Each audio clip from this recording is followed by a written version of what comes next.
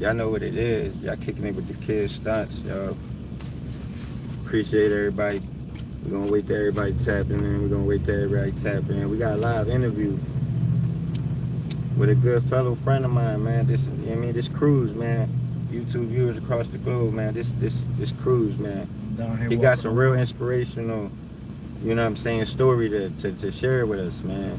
And I thought what better way to, you know what I mean, give him the interview and just It's been a couple months we've been trying to collab this way. Talk. Definitely. You know how we do. You feel me? And definitely, you know, just go live with him. Give y'all the full exclusive footage, you know, live. You know, we ain't gotta you know, record it's all, it. Ain't no filters here. Okay, man. But yeah, how old is you, Cruz? How old is you? Tell me. I'm 40 years old. He's 40 years old, man. Past 5 years, I've been clean. I mean, I smoke weed, but to me, that's good. Yeah, man. He been. I did the heroin before it was fentanyl out here. Right. Good thing I stopped. I mean, I did that years ago. Right.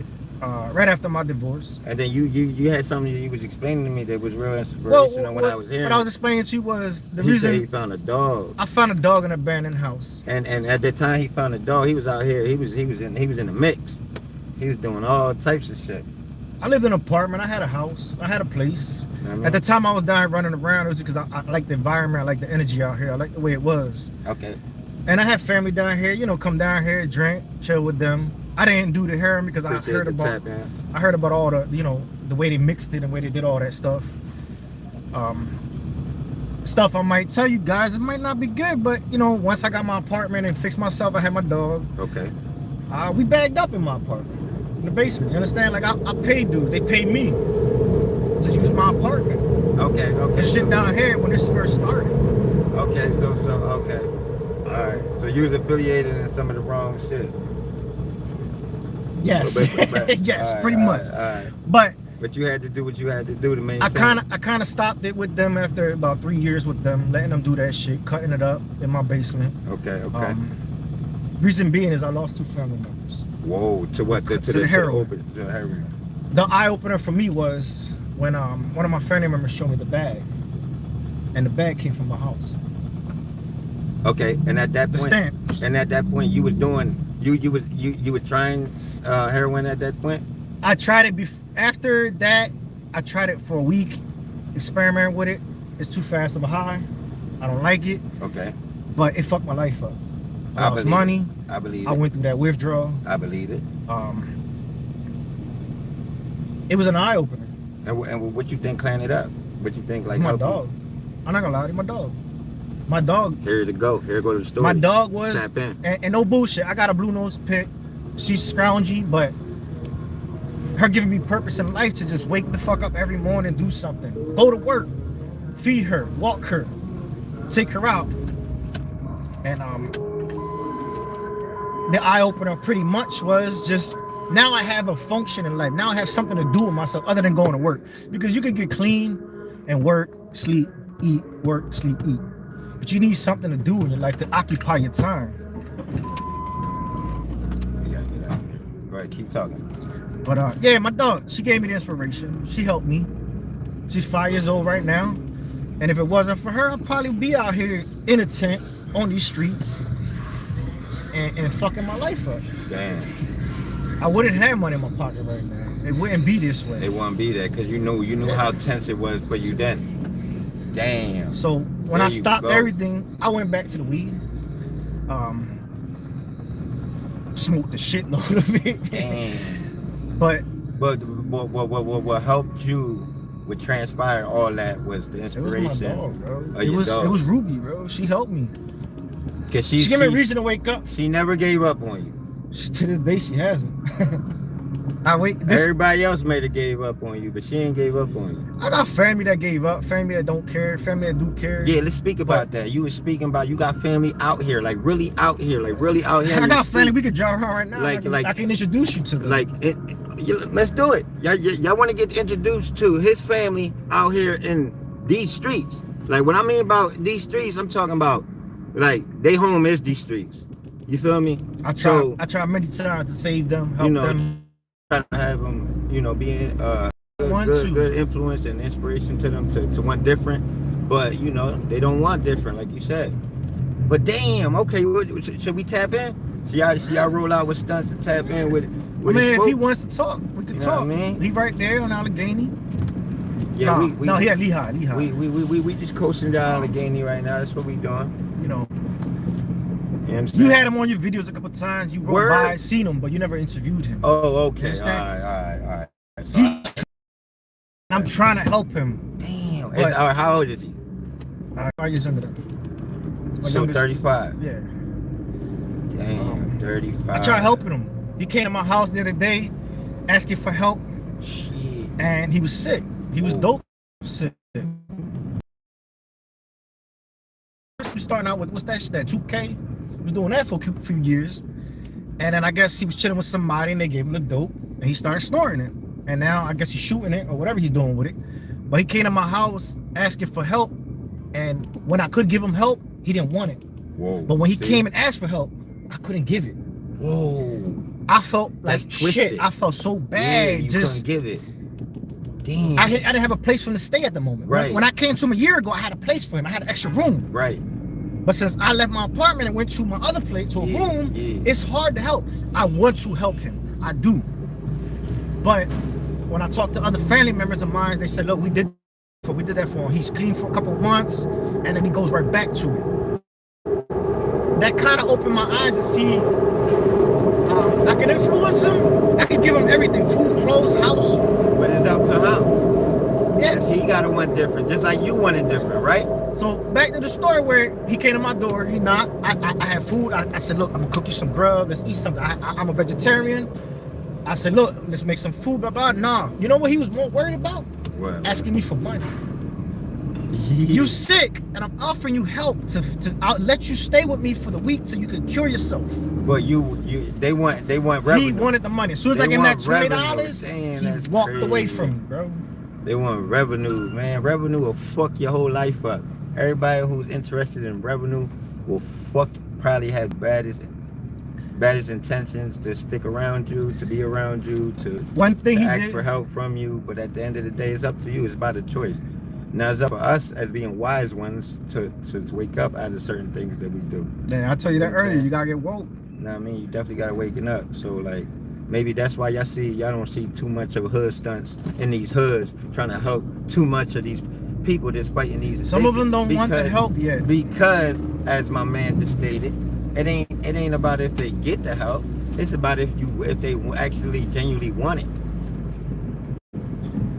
When I try heroin, to them it might be a facade, like a slap on their shoulder, like, you know what I mean, like a bucket, like, I mean, a little shake on my shoulder, let me shake it off, like a little phase. Like you ever sat in a hood or in a neighborhood that a certain day or a certain time in that month you have like certain people going around knocking on your doors and shit, but then you got like everybody who already know of that typical time that's gonna come and where people gonna go around knocking on people's doors. You feel me? They try to avoid that. You got some wise ones that be like, oh, nah, I'm not answering the door. You get what I'm saying? I done it. They know what's going on. We did it when we was kids. Exactly. So it's the same metaphor, bro. It's the same metaphor, bro. You feel me? When you want to help somebody, they generally gotta want it. You gotta see that they want it, change, and it's helping them. Cause that's what will bring you energy. Because if not, you just gonna feel like everything that you try to offer as far as help, like, man, I even try to offer him a dog. Yeah, bro, just like, you understand? Because when I was growing up with him, he's always had a pit.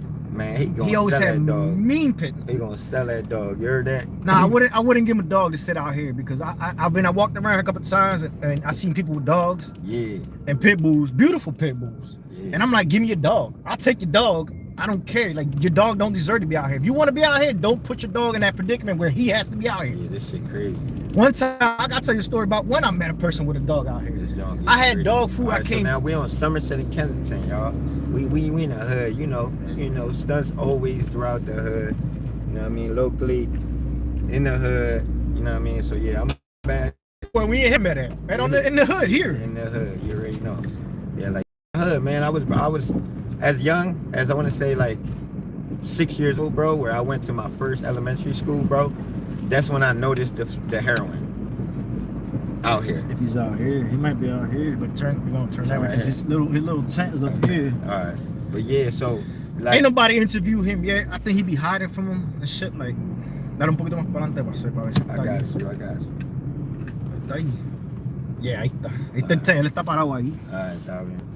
I mean, pregúntale primero, ¿entiendes? Like, yeah, definitely. I gotta respeto because. No, but let's continue with you. Like, as we pull up, ask me questions. What you want to ask me, bro? No, pull up to the I'm saying, cheesesteak like, joint. yeah, Ask me yeah. whatever you want. I've been there, man. done that. So now that you, like you said, you 40 years old, right? And it's like, when did it transpire for you? At what age? I was 37. You was 37 when you tried dope. No, I was 35 when I tried to dope, but when I woke the fuck up, I was 37. I met a female. She was doing shit too. Damn. And I literally, she showed me, because you know how you once you go through hardship, you know, relationship problems and stuff like that, your heart gets cold. I always told myself I'm not gonna let my heart get like that. Okay. It did. You understand? It did. Yeah. I turned around and said, fuck it. Okay. Not worried about nobody. Okay. Until I figured out, love me first. Love you first. Like I say it now, it's me, myself, and Ruby, my dog. Yeah. It might sound corny as shit, it might sound stupid, but if I don't feed her, she dies on me. And if you don't love yourself, you die. Like, you die inside. And then you got no value now. Now it's no faith in your name no more. Yeah, it's not. I know what you're saying. I feel you. I understand what you're saying, but caring about yourself. You got to keep something alive, bro. Like this morning. Oh, well, God. You got to keep something alive. You said you got to keep your fucking self alive, bro. If you dead, then I guess this is where dead is. Or that's what I don't want. That's what I don't want. Bro, because sometimes I'll pass somebody and they be laid out right there, bro. And I'll be damned if that be you. Because I got to be like, yo, bro, like, you all right, bro? Like, come on, bro. Like, I watch your videos just to see if you see my cousins. Just to see if you see my little cousin, the female one. And it's to see if you see a friend of mine that's down here. Damn. I met people that I went to school with down here. Yeah.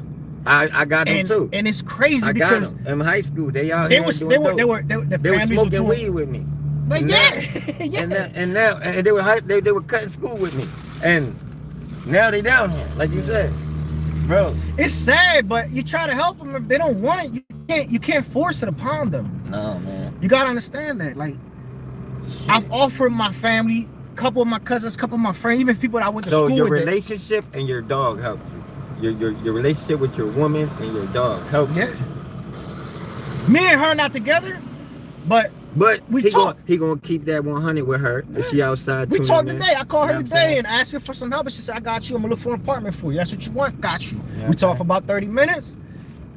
High and by. You understand?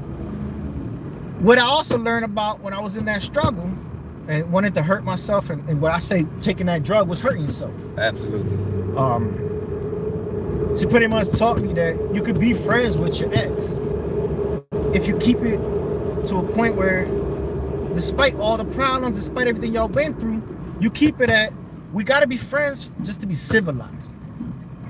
It's just how it is. That's how these people do out here, but they fuck each other all the time. They do each other wrong. Fuck you. Their friend, your friend is not your friend down here. I learned that shit down here. For real, my own family told me, out. You could come, you could talk to me, but don't even trust me down here. Damn. That blew my mind when he said that to me. He's like, I was like, I don't trust nobody. He's like, don't even trust me. You understand? We went out to eat dinner. I took her to a restaurant down the corner. We bought some pizza and this and that. And this the same one we about to pull up on. Yeah.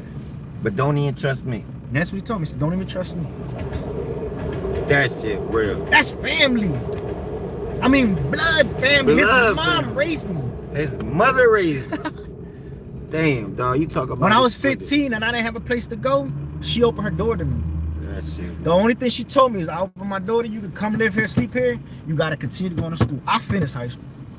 I finished Alney High. That's what I went to. But ask me anything else. I mean, anything like from walking around here and shit like that. I seen it all, bro. I walked them tracks. I've been up and down these roads. I can show you where there's encampments that you don't see. Because getting bored of life, you start exploring. I call it my urban exploring in this neighborhood. Like, I've been down Graffiti Pier, I've been down the Boulevard, I've been down this way, I've been under the L. Right. walking around. I've been all up here like the past 2 weeks ago. Let them talk. I did a little walk. I went from Port Richmond all the way down to here. Right. I'm on about 8 encampments. 8 encampments. If I counted these needles out I walked by, it'd have been like 4,000 needles. And that's just up on these tracks. The last time I did it, I went down to. All right. So what's his name? All right, y'all. You know what I mean? Any more questions for the kid? You know what I mean? Before we tune out, we start another joint. Any more questions for him? What y'all think? Remember, I did all this. I'm just trying to help out anybody that I can out here. I mean, we want the best for everybody. This what you call genuine love. You feel? But just remember, you have to let them want it. Yeah, definitely. You can give. Yeah. But it's like it happened to me with him. When he wanted it, I couldn't give. Yeah. When I wanted to give, he didn't want it. Yeah. So it's like what do they call that? Double entendre? What they call that, right? Yeah, what I'm saying? You heard that? Come on. That's it, man. This is real life for y'all, man. And this car been sitting here for almost 3 months. Damn. We don't know if that person died. Shit. You don't know if they OD'd and the car's there for now. That's crazy. But yeah, man. Y'all already know, man. Y'all kicking it with the Kid Stunts, man. It's the live interview on the Kid Cruise, man. Don't forget to tap that subscribe button if y'all new, viewer watching. You know what I mean? Feel free to leave a comment. You already know. Gang, we out. Click that button. Boom. We lit. I know that's his 10. Let me go see if that's him there. Because he was right here for the longest. Yeah, that's all we gotta do.